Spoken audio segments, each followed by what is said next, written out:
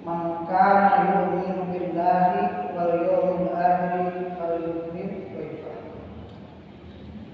Sebelum ke sana kita lihat kalau kata ahli bahasa paham, ini adalah syarat dan jawab syarat.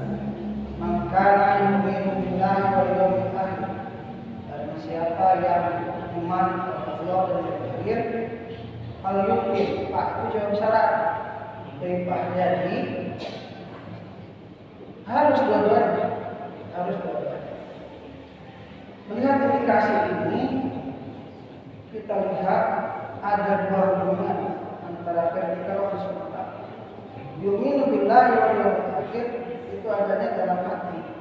Keimanan itu tasdiqun bil qalbi, iqrarun bil lisan, af'alun bil arkan. Tapi adanya dalam hati, tidak terlihat. Nah, yang terwujud adalah amal soleh. Falyukrim baitah, bagian dari amal soleh.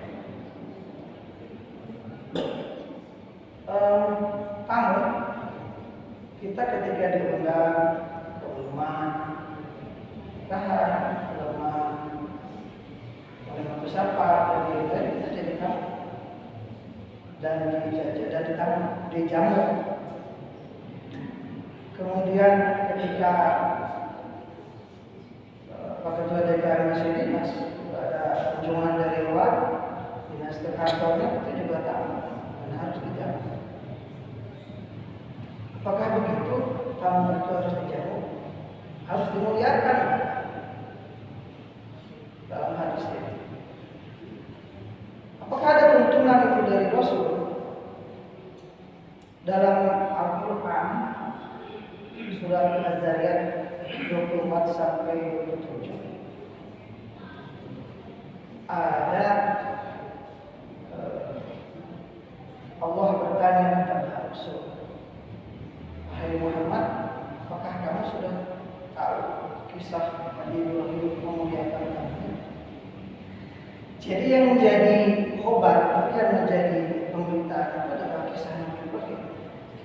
Ini dalam konsep hukum Islam disebut syar'un manqudana. Syar'un manqudana adalah syarat yang ada sebelum Rasulullah, tetapi dilegitimasi oleh Quran dan dijadikan uswah bagi kita. Ketika itu datang beberapa orang ke rumah Nabi Ibrahim. Mereka berkata, "Assalamualaikum." Kemudian Nabi Ibrahim menjawab, "Waalaikumsalam." Dua-duanya terjemahnya salam. Itu beliau kedatangan orang yang tidak kenal dari jauh, tapi beberapa orang. Setelah orang-orang itu hadir, Nabi Ibrahim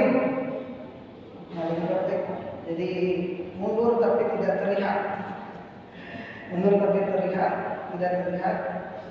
Sebelum ketika mereka datang mengunjungi keluarganya, mencari daging sapi yang terbesar, yang terbaik, dibakar, daging sapi bakar, kemudian dibawa, disodorkan, didekatkan, didekatkan ke tamu.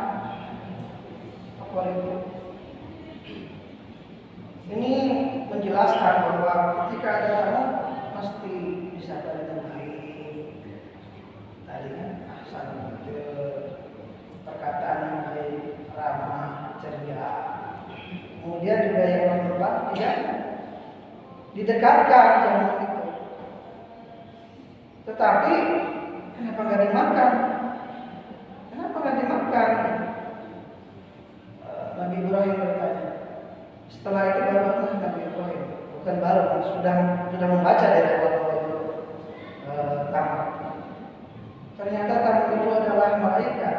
Ya, bahkan malaikat bisa datang mencabut nyawa, bisa datang memberi berkah. Kata para malaikat, "Jangan takut, wahai Nabi Ibrahim, saya akan memberi kabar gembira bahwa kau akan punya anak yang ini." Itu ada di hadis yang lain dijelaskan bahwa ketika tamu itu usianya beda-beda, maka